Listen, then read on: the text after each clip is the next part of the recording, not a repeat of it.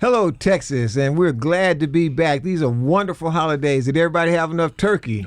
Yes, of course. Absolutely. Well, welcome to the state of Black Texas, and we're going to talk a little bit about, our podcast today is going to be a little bit about Black Texans in politics. That's an interesting story, right? Yeah. Politics is always an interesting topic. And I have a wonderful guest with me today. I'd like to introduce Dr. Michael Adams. And Dr. Michael Adams is a professor of political science at Texas Southern University. He's also the director of the Barbara Jordan Research and Survey Center. Yes. Glad to have you here with us, Dr. Adams. Thank you. And then State Representative Charles Cunningham. He's a Texas State Representative, House Representative District 127. Correct. That's in the Houston-Humboldt area. Northeast Harris County, yeah. And save the best for last, right? Yeah. They say ladies are always first, but you're the best for last. I'd like to introduce you to Miss Kimberly Brown. She's the daughter of the great legend Jim Brown, and she's also the founder of Daughters of Legend, and she'll tell us a little bit about Daughters of Legend as we move forward. We're going to have a lively discussion. I'm Dr. Johnson. I'm the director of the Booker T. Washington Initiative here at Texas Public Policy Foundation and a senior advisor for the Urban Education Fellowship. Now, we're going to talk a little bit about how did we get started, and Dr. Adams is going to give us a little historical context when we talk a little bit about how did we get started in politics in Texas, African Americans. And he'll lead us up through post-reconstruction, and then we'll talk a little bit about, I think Representative Cunningham has a famous great-great-grandfather who was a part of that inception for black elected officials here in the state of Texas. Right. And then we're going to talk about the trends and where we are today and how, we've moved from most African Americans in Texas being conservative right versus liberal left, moved into being liberal left, and now shifting. It seems to be a seismic shift here in the state of Texas, particularly among black men, moving back to the right and to the conservative values. Right. But Dr. Adams, would you like to talk a little bit about post-reconstruction and how we got started? Yes. Thank you, Dr. Johnson. Before we get into post-reconstruction, I think it's very important to understand the history of African Americans in general in terms of the political process. We're often told that we were brought into the country around 19 in chattel slavery. But the biggest question was African Americans becoming citizens of the United States of America, going through slavery and looking at, I would always like to start at the Constitutional Convention. And at the Constitutional Convention, we know that African Americans were not a part of that convention. However, they were very much a part of the discussion in terms of how the slave population would be counted as whole persons or free person. And so that factored into the representation of those slaveholding states, all right? And so the question with African Americans, we've always been at the centerpiece of American politics, and it's very hard or difficult to talk about Southern politics in general or Texas politics without factoring in African Americans, or to put it simply, as talking about black folks, all right? So let's look at the Constitution. So there are three important constitutional amendments. The 13th Amendment was necessary to abolish slavery. The 14th Amendment was necessary to bestow citizenship upon African Americans because, again, there was a U.S. Supreme Court case where they were saying that African Americans were not citizens, Dred Scott versus Sanford. And the Chief Justice at the time, a guy by the name of Roger Taney, said that basically African Americans had no rights that whites were deemed to respect. So you had these kinds of challenges trying to codify the constitutional rights of America. And just to repeat, we had to abolish slavery with the 13th Amendment. The 14th Amendment was necessary to bestow citizenship rights. So after African Americans became citizens, the question became, could they have the right to vote? And so the 15th Amendment was the right, again, to make African American men, to give them the right to cast a ballot. And so then after the... And the 14th Amendment, just to cut in, the 14th Amendment also brought in what we call equal protection. Equal protection clause. There are two things. You get a due process clause in the 14th Amendment and equal protection clause. But in terms of African Americans, the political participation, the pivotal things was citizenship, all right? You get citizenship before you get the voting rights. Mm-hmm. And so those three amendments, we call them the Civil War amendments because they came in the aftermath of the Civil War. Now, Reconstruction was that period in the aftermath of the Civil War, all right, that lasted up until, the 1890s, and we had a presidential election where the candidates were Samuel Tilden versus Rutherford B. Hayes, all right? And then we got something that was known as the Great Compromise. And what was the Great Compromise about? This election, there was no clear-cut winner in terms of nobody won a majority of the Electoral College vote. And so it would go to the Congress. However, Rutherford B. Hayes, he wanted to become the president of the United States. So he told those southern states, so if you give me your Electoral College votes, I will withdraw the troops from the South. Mm-hmm. And we know that we had what we consider martial law, where the troops were there to maintain the rights of the freedmen or the freed persons, right? And so that was a part of Reconstruction. So now in terms of the politics of that, what did it mean? African-American men could vote, but African-American women could not vote. But let me jump right in there, because the interesting thing about that period is that in the state of Texas, and I think this is going to hit a little close to home for Representative Cunningham, the state of Texas was then able to elect about 32 African American state representatives, and four state senators, which was huge, which is really more than what we have right now today. Yeah. You know, and what year was that? And that was the period. The period of the Reconstruction period, which was right in between the ending of the Civil War to the 1890s, up into the 1890s. But Representative Cunningham, I want you to chime in real quick right now, because right now there are 17 black state representatives here in Texas, and there's two state senators, black state senators, and of the 17 black state representatives, you are the only conservative state representative that we have right now on the Republican side. Wow.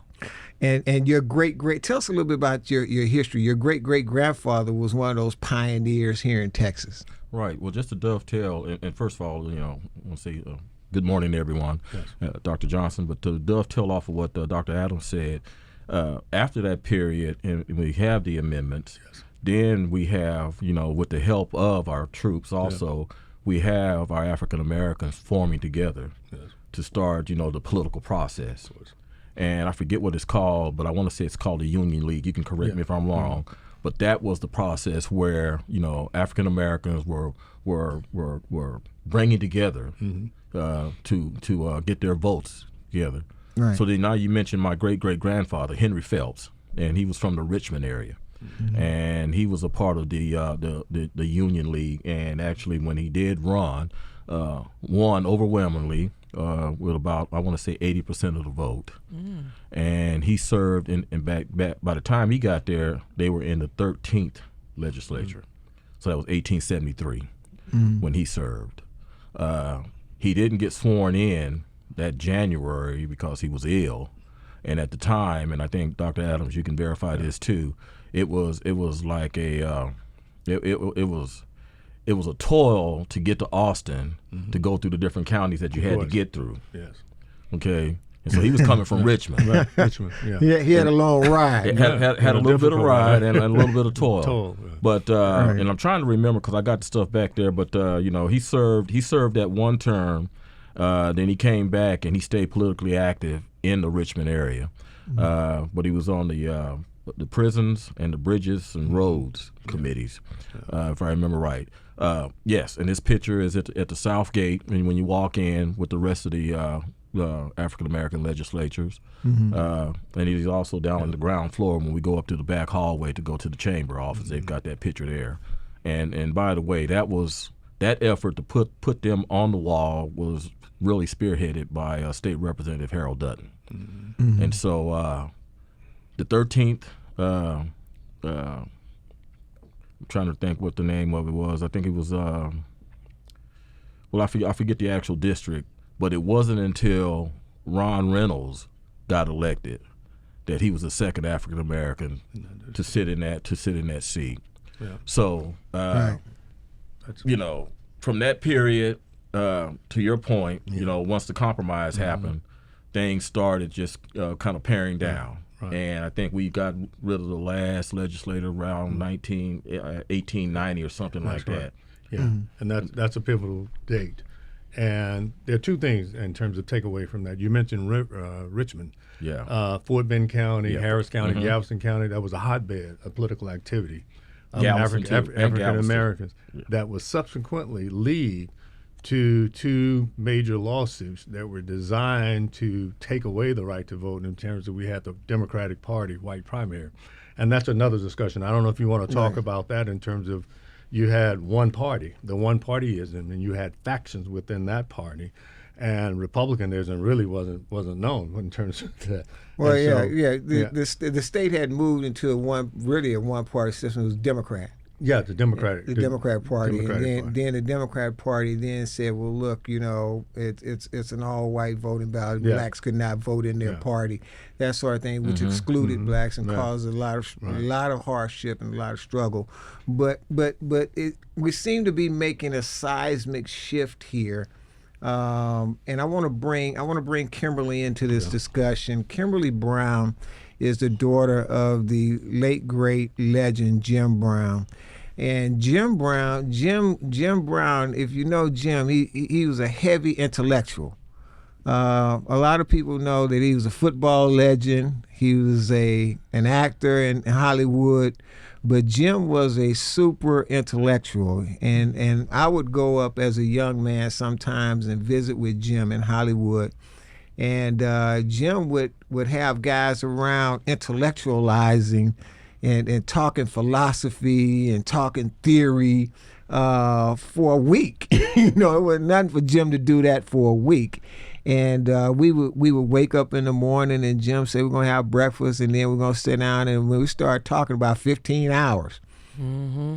But, you know, he was always... He had a curious mind to probe for intellect.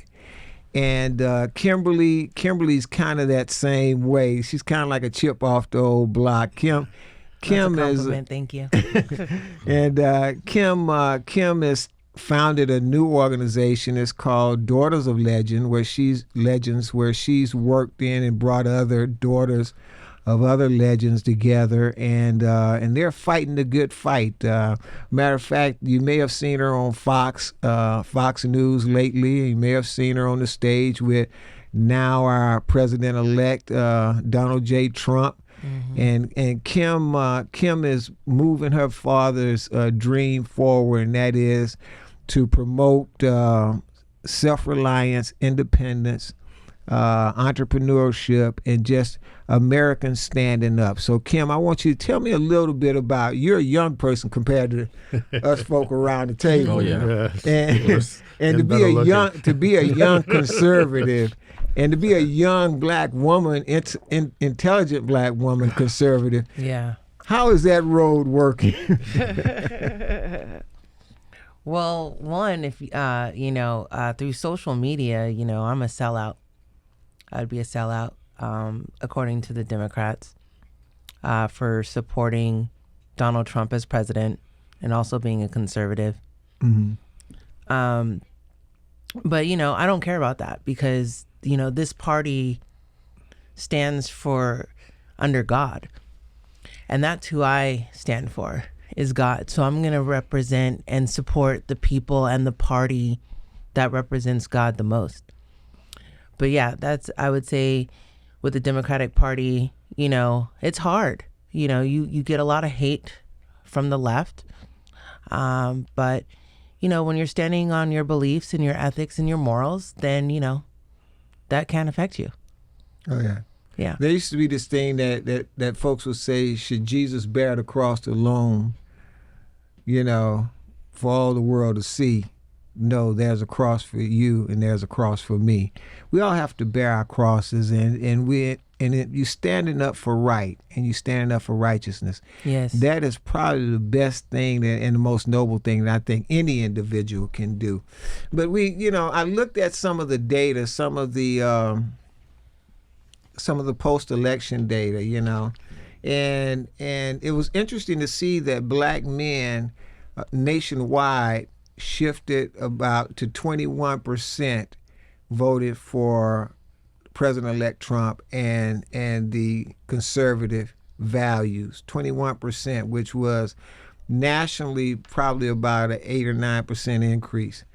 But in the state of Texas, in 2020, black men voted 15% for conservative values and candidates that supported the right. But this election in November the 5th, 34%. So it went from 15% to 34%. That's a 19% shift in 4 years. Mm-hmm. That's seismic.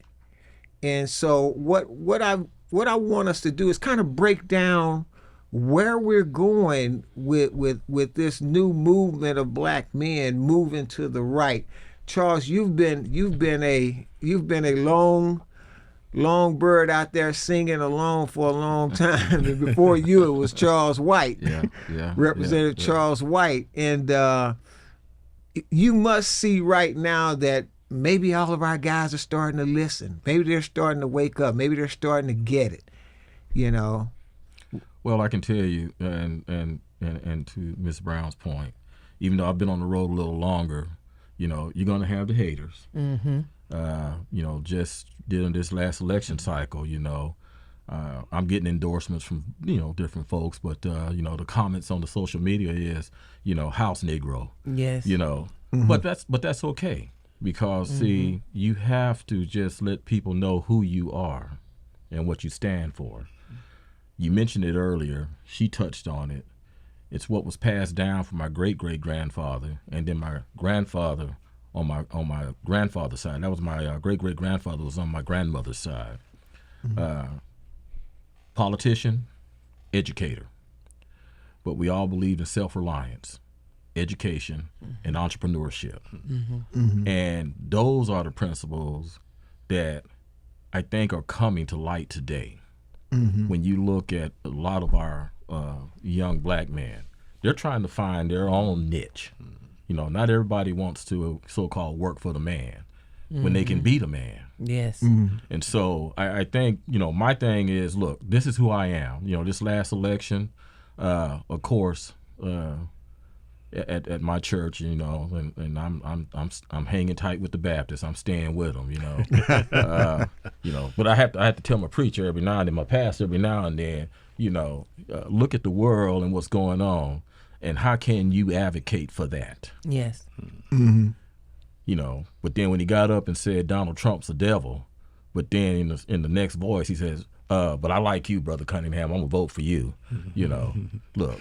Show yourself who you are, and right. Stay true to who you are. And that's what I instill in my kids. I got 4 kids, I got 9 grandkids, and I had my son come up to me one time. He said, "Dad, I must be a Republican." Well, why you say that? Well, I just look at you. I said, "No, be an individual, be your own person." Mm-hmm. And so, then that's all I can just tell you, Dr. Johnson. And one of the things is, we do get a lot of our values from people in our lineage. I mean, my grandfather was born in 1895. My grandfather was a Republican, and he would call a Democrat a sellout. If you were black and you were a Democrat, he'd call you a sellout. See, because the Democrats were the ones who were raining down on them. And the Republicans were about freedom. Yes. And so basically, things are beginning to shift. But right now, Dr. Adams, in this day and age, we're seeing when President Obama, former President Obama, got up and said to young black men, he was disappointed in them and scolded them for not supporting the liberal left, podcasts, social media blew up. And there was a backlash of young black men standing up to the former president that I had not seen since he was elected. And I think it shocked him. It not only shocked him, it shocked the nation. Mm-hmm. Because they thought, by bringing forward these kind of characters that young black men were going to kowtow. These guys are saying, wait a minute, no, stop. I see what's going on. I'm looking for what? I'm looking for a better life for myself, for my family. And I'm not a victim. Yeah. People are running, black people are now running away from that victim cross. No one wants to carry that anymore. And the handout. And the handout cross. Yeah. But Doc, what do you see? You work on a college campus. Yeah, and that's a good assessment, but I think how we would frame it or try to make some sense of it in terms of academic terms, I think there were a number of failures in terms of there's been an ongoing struggle in terms of the black vote. Do you take it for granted? Yeah. And where do we fit in within both parties? And you have to understand that the African-American community is not a monolith in terms of how we think. It's a mosaic, all right? Mm-hmm. So there are different opinions. And so when we look at the elections, we have to talk about a couple of things. What did we see? Did we see a realignment in terms of what you may be suggestions where African-Americans may be moving to a different political party? Well, not necessarily so. It's not the classic realignment that we saw in the 1930s when we see African Americans leave the Republican Party to support the Democratic Party. Is it a de-alignment election? Was there a growing disenchantment with the message, the policy put forth with one party? We could say the Democratic Party that allowed some of the African American men to say that, hey, I'm not buying this particular message. So we have to talk about that as well. The other criticism that has been advanced in terms of the Democratic Party, in terms of being the party of identity politics and all of these things, may have alienated some of the voters in terms of this, why you may have seen a brown shift or a black shift in terms of a percentage of African American men moving away from the party. So I think all of these things has to be understood. A combination of things. Of course, all right, in terms of what's happening if we try to put it in, trying to make some sense of it. And that's what I've been trying to do, and that's what I study. Well, I think that's what the conversation is about, is to try to understand, from a historical standpoint, where we came from in terms of politics, African Americans in Texas, black people in Texas, and politics, what we went through, and where we are right now, and seeing a shift back to the conservative right. It seems like a very good apropos moment to talk about. I think it is a realignment now, and I think it's a realignment because of certain variables. Not one or two variables, but because of some variables. Number one, when I talk to a lot of young black men right now, they want to know, okay, how am I going to make a living? How am I going to have a family? How am I going to live the American dream? And when the vice president came out and said we might as well forget about the American dream, as it's gone, as the American dream as we know it is gone, that didn't set too well. And particularly if you look at, and I know the economy, everybody says it's the economy, stupid. The economy was a big part of this. But the economy also was a big part of the shift when African Americans moved away from the Republican Party to the Democrat Party. Right. Yes. It was during the Depression years. Of course. And so it was the economy then. Yeah. And so there are some parallels. That's why I said I'm not going to rule out a shift, because I see some parallels in terms of the reason why that black people shifted this way, and the reason why I see black people now shifting back this way, because now black people are starting to move back into the non-victim stage, because, the left is really about identity politics, and to be a part of a certain identity, you get elevated if you elevate victimship, you know. I mean, I was this, I was that, and these people came after me and they were down on me and blah, blah, blah. Yeah. Whereas now I see the young folks are saying, oh, yeah, okay, they were down on you. Now, where do we go from here? Right. Yeah. You know, and how do I make a living? Well, and right quick, because I want to just, once again, I like academia. I like academia. You know. Yeah, you're an academic. When you pulled all that together, Dr. Adams, I think you're right. But I think where we're at now, and it's always been said, in order to know where you're going, you have to know where you come from.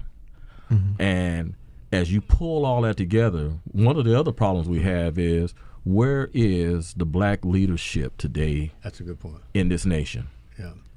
Back then, we had the two factions. You had W. Du Bois, you know. And you had Al Sharpton now. And you had Booker T. And you had Booker T. And I'll repeat again, where is the black leadership? Where is the black? So you said Al. Where is the black leadership? Because they're fighting amongst each other. Yeah. You know. And now they're not even catering to the younger generation, because see, right now it's all about them. And it's not about them. Right. It's about the next generation. It's about this generation. That's what I'm saying. Let's pull Kimberly. Let's pull Kimberly into this conversation, because I want somebody, you know, who's young. I want somebody who's in her age group. You know, let's talk about, where are young folks today, young black folks, to say, you see black men, they're really, young black men they're pulling away. Anytime you talk about a third, that's a huge chunk. Yeah. A third of that voting block has pulled away. Was it because they're not satisfied with what they're seeing on the left, or they're upset with the left, or they were just happy about what they're seeing on the right? I think it was that they were looking at their pockets. You know, this last 4 years was a struggle for many.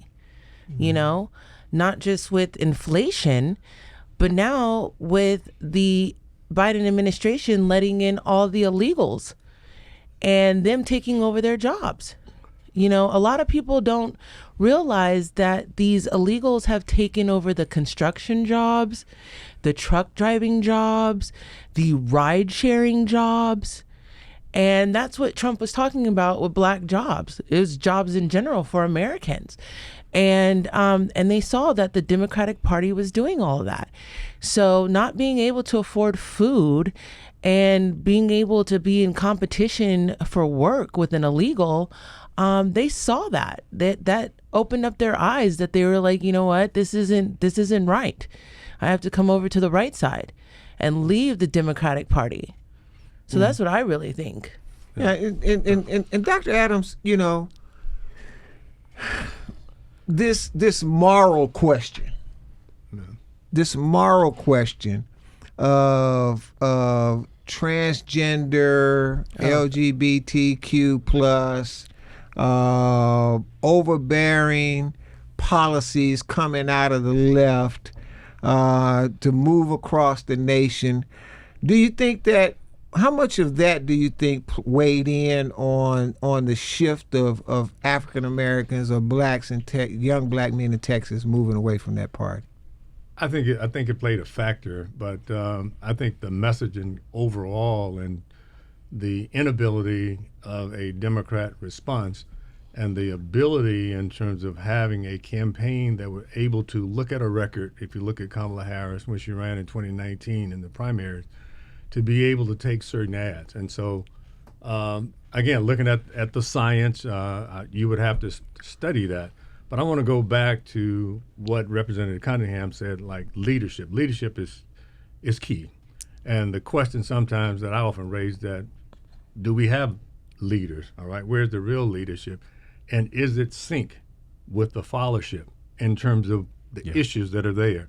If we were to do a deep dive in terms of looking at the community, if we used indicators of socioeconomic status, where we stand, it's kind of hard to see that people are not advocating for these if you're at the bottom of the economic totem pole.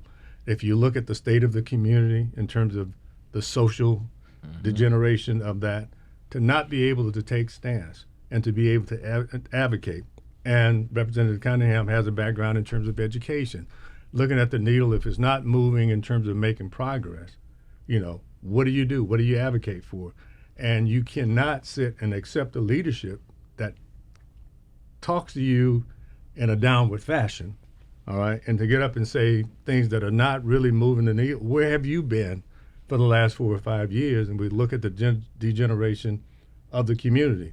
If you look at, you and I live in Houston, we live in an urban area.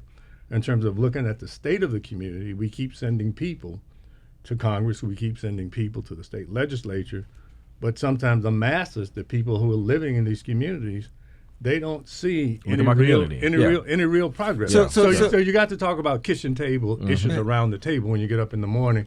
When I leave my home in the 3rd Ward, I want to make sure that I can make it home safely. I want to make sure that you have a home when you come back, and I can send my kids to college. All right, and these kinds of things. So Representative Cunningham, and I agree with Dr. Adams. There's a disconnect. If I'm hearing him correctly, there's a disconnect between the leadership in the Black community and the folks who are the constituents who are here. There's not a great alignment there. And so then one would say that there's a void of leadership in the Black community. But if we say that, then will we say, Barack Obama, former President Obama, is not a leader in the Black community? Or Al Sharpton's not a leader in the Black community? Or, Jesse Jackson, really, he's there as a symbol of a leader in the Black community now. But there tends to be a place where young Black males are saying, hey, I dig where you are. Y'all be cool where you are. I'm moving over here because where you are is not working for me. Yeah. I think that's correct in what you're saying. I mean, and I'll just put it my way, is where is the Black leadership of the 21st century? The 21st century. Yes. See, the new Black leadership that's probably going to be emerging out of this shift. Well, and I'm gonna pass it off to Ms. Brown, but real simple. Most of the problem with our Black leadership, maybe myself included, is we want to stay in office too long. And I know we have these things about term limits and stuff, but even at your local levels, when you have, different areas, the deacon at your church has been the deacon for 50 years, all right? You look at all these certain things, so sometimes you're not preparing the future leader. You're really, in my estimation, you're holding them back because you should be preparing that person. Say myself, right now I'm in the House of State Representatives. I don't plan on staying there forever. Am I preparing that next person that's going to be trying to come and take my spot? Take the spot rather and represent that district. So that's what we should be doing. Yes, advocating for your particular area. But also, are you preparing the future leader? And I'm seeing, Kim, I'm seeing a lot of that on the right now from President-elect Trump. J.D. Vance, I think he just turned 40. Mm-hmm. And so he'll be able to serve out 4 years as a vice president. If he served out 8 years as a president, he'll still be 52 years old. That'd be nice. So really just, is that a smart move by the president? Generational, Yeah, I think so. But what I was going to say is the leaders, and that's where I saw that, we were missing here in America, is Black leaders. And that's why I created Daughters of Legends. Talk to us a little bit about Daughters of Legends. So Daughters of Legends is a group of women coming together to change the world. Right? They come from legendary men who revolutionized the world on and off the field or on and off the stage. My partner is Robin Charles. She's the daughter of Ray Charles. She follows in her father's footsteps as a singer-songwriter, and I follow in my dad's footsteps as an actress, model, and football player. So we come together as a superhero women's group, and we bring other women that come from legends, because there's a different mindset when you're raised by a legend, just like if you're raised by an activist or a leader. you come out different and you have a different type of mindset. So when we come together, we know that we're stronger together than we are apart. And we want to make change in this world. And now, instead of looking at the men, you can now look to the women to do so. And so that's what the docuseries and television show is about, is changing lives and changing the world. And that's why we have politics in it. We're actually on different sides. I'm on the right, she's on the left, but we're still working together for the greater good, of the people. So I think that, once that show comes on, other women will be able to look at us as goal models, not as role models, because we're not perfect like Jesus Christ, but as goal models. And then they can strive to change the world and be catalysts for change in their community and their country.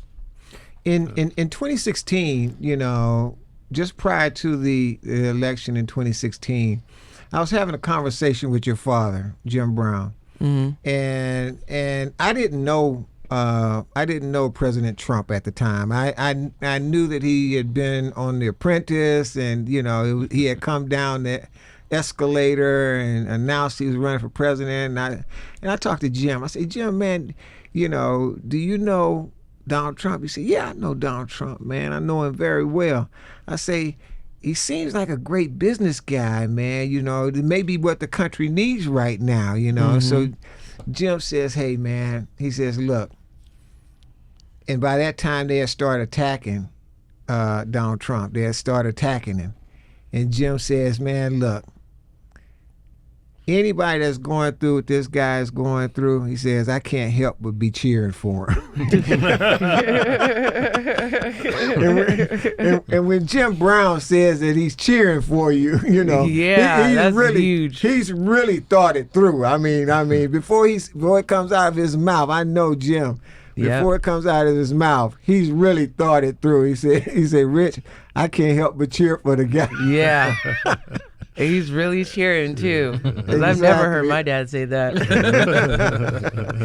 He said, when you see a guy go through all that, and he's still standing there, still throwing things at him, he says, man, you got to root for the guy, man. You do. I say, hey, man, you're right, Jim. I believe you, because look, and part of that is, for black men, is identifying with some of the things that happened to Donald Trump. Yeah. If you look at how the media, all the way up probably until COVID, how the media has treated black men, where they would you get a guy like me with a doctorate degree walking down the street, and then a lady could be walking this way, she'd be clutching her purse thinking, a black guy is coming, so they associate me with probably picking their pocket. Mm-hmm. So the media can really, I didn't really realize it until they start throwing everything at Donald Trump. And I say, hey, man, I can identify with what he's going through. Yeah. And they say, well, the media said it, so it must be true. Well, no. Yeah. Not always, right? Not always. And so I see a lot of young black males saying, and I've heard them come on commentary and saying, look, I identify with what Trump's going through. Yeah. Yeah. And then if you look at, go back, we make up 12% of the state population, and 34% of the prison population, and 44% of the jail population. Oh, wow. And so there are a lot of folks say, well, hey, man, the system is rigged. Black men been saying the system is rigged forever. Yeah. And then Trump says, look, the system is rigged. Yeah. And then, Joe Biden pardoned his son Hunter yesterday and said the system is rigged. So brothers been saying the system is rigged for decades, man. So now Joe's on board. And so we all agree that the criminal justice system needs an overhaul. But I think that part of one of those variables, of course, is the economic variable, the social variable, but then also the criminal justice variable. A lot of young black men who are really purists. They're not like sugarcoating, and they're not like academics like us with multiple degrees. They're just purists, and they're saying, hey, look, it's rigged, bro. And this guy here he's going through what I've been through, so I identify with him, and I don't care what nobody says. If he can fix this system, then I'm on board. Yeah. But I think Trump did that, though. But I did want to go back, though. If you notice, the system has been rigged since Joseph, since Jesus. You know, the Pharisees are the ones that manipulated the masses to choose Barabbas over Jesus. Mm-hmm. And that's the same thing that the media did today, to choose Biden and Kamala over the good person that God has sent to us. Mm-hmm. You know, so I think that, you know, the media portrays a lot of hate and a lot of negativity, and that's what was thrown at Trump during his presidency. And then my dad didn't even get to see what Trump went through last year with the trial, with the attempted assassination. So yeah, he's gone through a lot of stuff. Well, Jim had made that conclusion way before. Yes. Before Trump went through 2 assassination attempts, through all these trials and drug through that. Jim said, "Hey man, seeing this guy going through what he's going through, I can't help but to root for him and cheer for him." Yeah. You know, but we all want in America, we all want a fair and just system. Yeah. Mm-hmm. But Dr. Johnson, let's talk about the media for a second. But the media, as you and I knew it, and perhaps Representative Cunningham, when we were growing up, it's changed dramatically. We have social media. Oh yeah. In terms of that's the big influence. Anybody can have their own station. You can I can take my iPhone and automatically just come up and invent or something or create something in terms of content. So I think that's what we saw in the last election. We saw the rise of the podcast. They call it the podcast elections, and the idea of both campaigns of how do you reach certain audience, certain demographics. Mm-hmm. And we saw Donald Trump go on Joe Rogan. We saw Kamala Harris do Charlemagne the God. Mm-hmm. And so young people, they're different from us. They are not. They don't have the subscription like when I get up and get my Houston Chronicle in the morning or my New York Times. They're looking at TikTok. So the media has changed. The whole dynamics of campaigning has changed as well. And so that's how you see the invention of reality in one's own viewpoint that may not really be accurate or to be the truth. No. I think, see, that's where I disagree a little bit, because the reality now becomes more true than the old media. The old media could basically, it was pretty much scripted, and it had an agenda in mind. Of course. What young folks are doing right now with podcasts, you see in the truest form of things. You know, I mean, you see President-elect Trump sit down for 3 hours with Joe Rogan, unscripted. Mm-hmm. See, when you have the old media was pretty scripted. Yeah. Everybody knew what everybody was gonna say. Everybody knew how the outcome that they were going after. You know, you see Joe Rogan just throwing things at him, and they're just bouncing off a conversation. And young people nowadays are saying, "Look, I want the real in what you're saying. I don't want the script." I mean, and the Democrat side came out with a lot of actors, actresses, famous people. Everybody scripted and spent $1.5 billion, $1.5 billion in 90 days to be that far off the mark. Right. But we're in the middle of, and I agree with you here, we're in the middle of a revolutionary way of dealing with electing people and reviewing our prospective leaders. Mm-hmm. And I think that by it being unscripted and just raw, the way we're getting it, that the way that they're getting it through podcasts is the truest form. No, yes. I can agree with you on that, but I meant in the truest sense of what we consider journalism, right? I'm saying people don't go to the best J schools like the University of Missouri, and you can get your own thing. So you can slant it or you can lean it either way you want it. That's the only point that I was making. Right. Well, but we're moving away from that journalism piece, man. But you know, staying on journalism, the other point about it is, to your point, they're old news. There's new ways of getting it out there. However, as you said, it's the power of the pen. You know, it's not always true news, but it's news out there. And we'll take what is that? The Washington Post, Bezos, New York Times, and L.A. Right. You know. they finally got smart and decided to stay out of it. Yes. Because they already know that we're trying to slant, voters' minds and opinions one way. They were all going to go. They were all going to go with Kamala Harris. But the owner. Well, but the owner said. But I own it though. But I own it, so I cut it off. It's me who pays the piper. Yeah, the owner said, "Wait a minute, no, because guess what? Sales went down. It's he who pays the piper. But it's all right sales though. went down, that's just temporary. No, I get it. But the thing of it is, that made him move.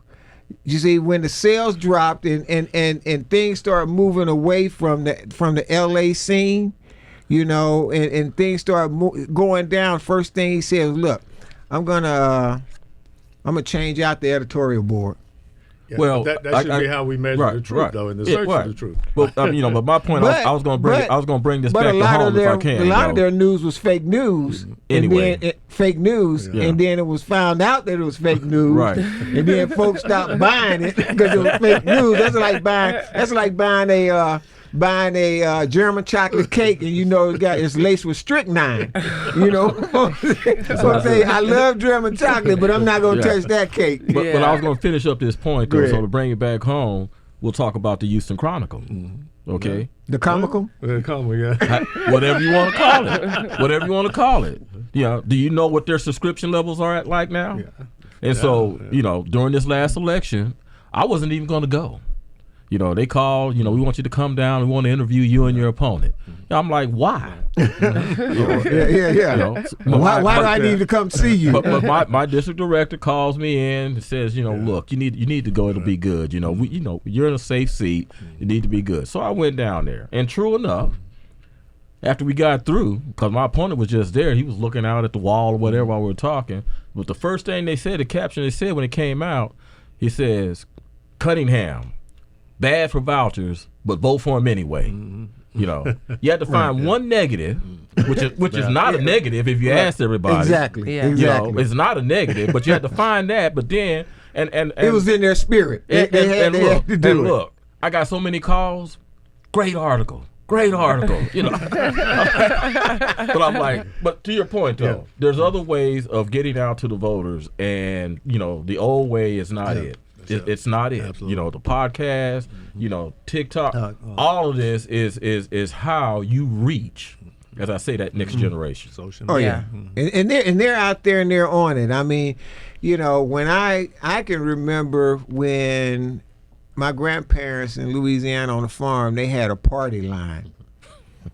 So if the phone rings 3 times, it's for you, your house. If it rings 2 times, it's for the neighbor's house down the road. Dr. Johnson, you're not that old, man.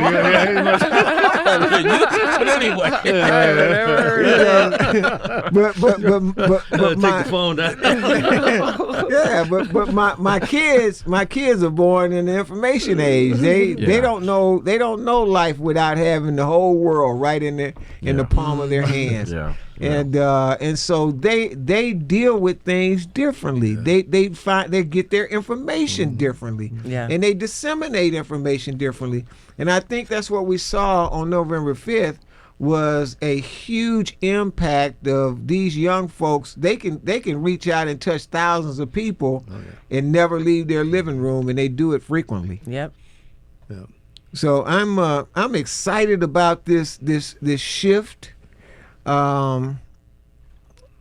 Because I grew up in a Christian household, and we have Christian values, and so I'm excited about this shift back toward the right.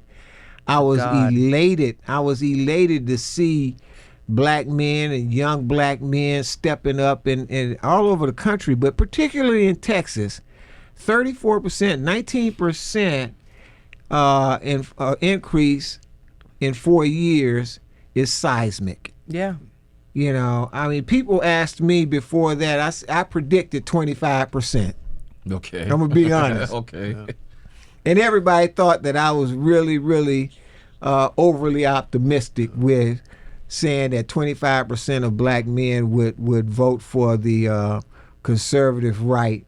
And when the number came back 34%, I said, well, look, man, I was cautiously optimistic. but Kim, as Kim and both you and Representative Cunningham mentioned earlier, that those terms will come out, that you're a sellout, you're a house Negro, you this, you that, all these derogatory terms because you didn't want to go with the group. Yeah. You know, you didn't want to fall into peer pressure, particularly when it stood against your own values and your own principles and what you believe in. Now it ought to be, like it is for me, refreshing to see black men standing up saying, hey, wait a minute, man.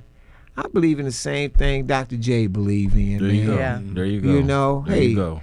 then I must be a conservative then, you know, and I'm it. Yeah. Because this is what we believe in, then that's what I am.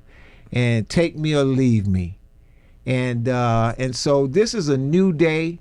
I believe that we're going into what President-elect Trump calls the golden age. Yes. You know, so we're looking for optimism, and people are pretty optimistic. They're feeling pretty Super hopeful right optimistic. now. Super. But I'm gonna go around the table, Dr. Adams, and then we're gonna get ready to close out. But I'm gonna let you have a minute or two and just kind of share with some things you want to share with us if you have something on your heart. Yeah, I just want to talk about the politics of it all in terms of political participation, regardless of where you are on the political spectrum. I think people should stay engaged, and I'm a strong advocate of civic engagement, and I think people need to understand the process of government because it's based on institutions, and we like to think that we get good people in to run those institutions to serve. And also I think it would to help in terms of the leader if we could actually get people to understand in terms of the advocacy and their work within the community, to look at the community and to use the data in terms of looking at blight or looking at what things need to be served, whether it's addressing homelessness, whatever it is. And those are the things that the foci should be on in terms of trying to uplift the community. Representative Cunningham? You know, I agree with everything that Dr. Adams said. The only thing I can add to it is that I would like to see not only a black America, but here in Texas, a black Texas that is more self-reliant. Education is always the key. Yeah. And, you know, and our younger brothers, you know, and sisters with their entrepreneurship. Mm-hmm. You know, I had a flashback of my daughter, real young, and she was out there trying to sell whatever she was cooking and whatever. And anyway, you know, we live in a, you know, subdivision that has rules. Right. And the lady called because she was complaining that we were selling stuff. But, you know, that was just my daughter with her mind on how can I make money. All right. Yeah, the entrepreneurship. And so, you know, those things I want to see not only in the nation but in Texas, but also in Texas, you know, going to be looking for that next black leadership. You know, where is it at? So, you know, in the State House, we have the Black Caucus, State Caucus. I think you call 17 of us. Mm-hmm. I mean, I'm down on paper, you know, but, you know, when we get to talking about certain visions and directions, I just can't ride with it, you know. So I'm not there, you know. Right. And I think we said it earlier, and I've heard Ms. Brown say it a lot, you know, it's in the book. And that book I'm talking about is the Bible. See, that's what guides my everyday life. Yes. That's why I can stand on the principles that I have, and don't worry about it, because I don't have to be here. And if you really want to know it, as I tell some of them, you didn't put me here. Okay. Mm-hmm. Mm-hmm. So you know that's I'm here for this season, but I'm looking forward to see where is that going to go. Will it be in you, you know, my kids, grandkids? You know, but all we have to do is continue to do what we do. Dr. Adams, do what you do. Train them young minds. You know, challenge them. Yes. You know, and he said civics is the main important thing. Nobody knows nothing about civics. Yeah. They don't know anything about it. You know, and so they depend on people to tell them, you know, well, who should I vote for? You know, I had a whole lot of that. You know, but you know, in the end, I think, you know, I think I heard you say, Ms. Brown, and I heard you, Doc. You know, it's a new day. It's a golden era. And all I can say is everything's going to be okay. Yes. Amen. Right. Yes. So Brown. to piggyback is with entrepreneurship. I think that, for Black Texans and Black Americans, period, is that we need to start taking advantage of what Trump implemented for us. And I think that's where people are not knowledgeable of what he's put in place to foster entrepreneurship, which is the opportunity zones, for education, for school choice, for the record-breaking HBCU funding that he put in place. So he's helped Black people with education at the lower level and at the higher level, opportunity zones where we can start businesses in our communities and creating economic development, putting other Black people in position to be successful, to have generational wealth. Let's see, any other things that he's put in place that we need to take? Opportunity zone, school choice, HBCU funding. And also, Trump has been put back in a position to keep God's laws, regulations, and commands. And that's why these next 4 years, we're going to have God's favor. We're going to be prosperous. Well, with that, I want to thank everybody. It's been wonderful visiting with this panel. You've been wonderful. And we want to make sure we support this upcoming session. We have some wonderful things coming out at the border, school choice, yes. ESAs, and opportunity zones, working with the will be sworn in president, Donald J. Trump, for opportunity zones, entrepreneurship, self-reliance in our communities, businesses.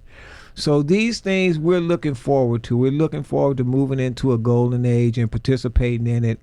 Not just Black Americans or Black Texans, but as Texans and Americans. With that being said, thank you all for joining us, and we are now signing off.